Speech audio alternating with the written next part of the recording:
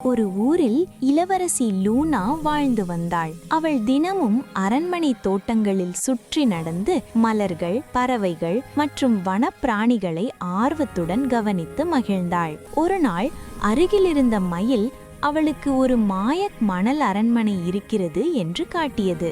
அந்த அரண்மனை பொற்கோல் ஒளிரும் மணல் சுரங்கங்களால் ஆனது. லூனா அதை பார்த்தவுடன் அதன் அழகு அவளை மெல்ல பொறியிழக்க வைத்தது. அவள் உடனே அருகில் சென்று அந்த அரண்மனையில் சிக்கிய சிறிய மாய உயிரினங்களை பார்க்க முடிவெடுத்தாள்.